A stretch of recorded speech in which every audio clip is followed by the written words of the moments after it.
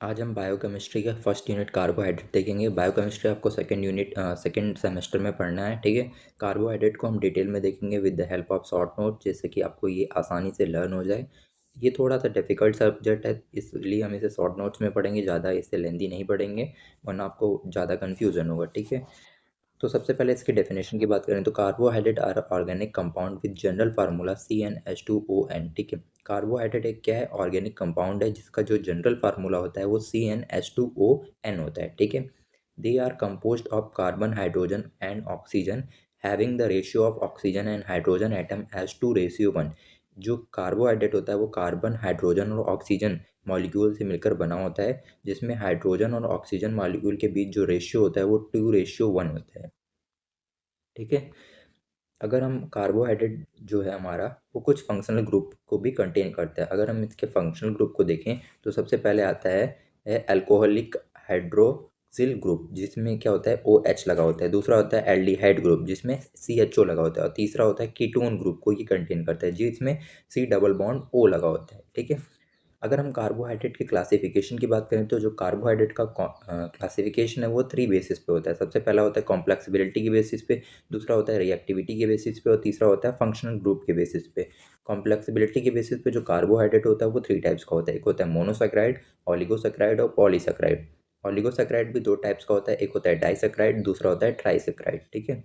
अगर रिएक्टिविटी की बात करें तो रिएक्टिविटी के बेसिस पे 2 टाइप्स का होता है, एक होता है नॉन रिड्यूसिंग और दूसरा होता है रिड्यूसिंग शुगर, ठीक है। और on the basis of functional group बात करें तो ये 2 टाइप्स का होता है, एल्डोज और कीटोज। ये हमारा क्या हो गया, पूरा कार्बोहाइड्रेट का क्लासिफिकेशन हो गया। अब हम इस क्लासिफिकेशन को इनके बारे में थोड़ा डिटेल में पढ़ेंगे। तो सबसे पहला जो आता है हमारा वो आता है मोनोसेक्राइड। मोनोसेक्राइड को सिंपल शुगर के नाम से भी जाना जाता है, ठीक है।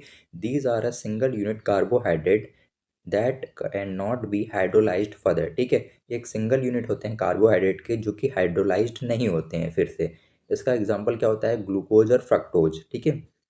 अगर हम C6H12O6 में अगर H2O को ऐड करें in the presence of H+ ion तो हमें कोई भी रिएक्शन देखने को नहीं मिलता। ये क्या हो गया, एग्जाम्पल हो गया हमारा मोनोसेक्राइड का।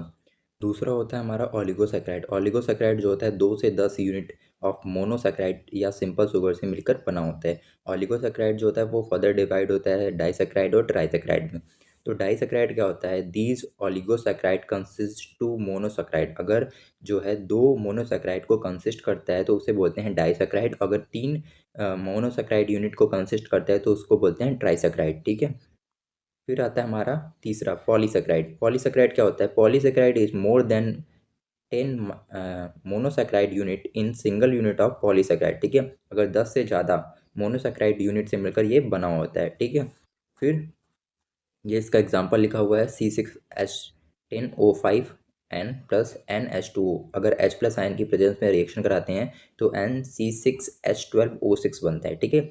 ये किसका फार्मूला है, C6H10O5N स्टार्च या।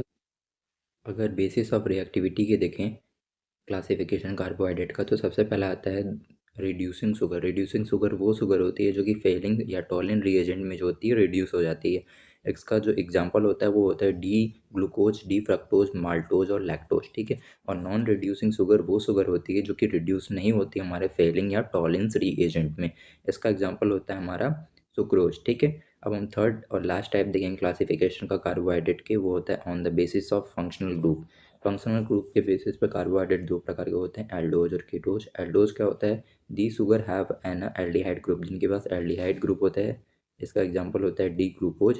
और कीटोज क्या होता है, जिनके पास कीटोन ग्रुप होता है। इसका जो एग्जांपल होता है वो होता है डी फ्रक्टोज।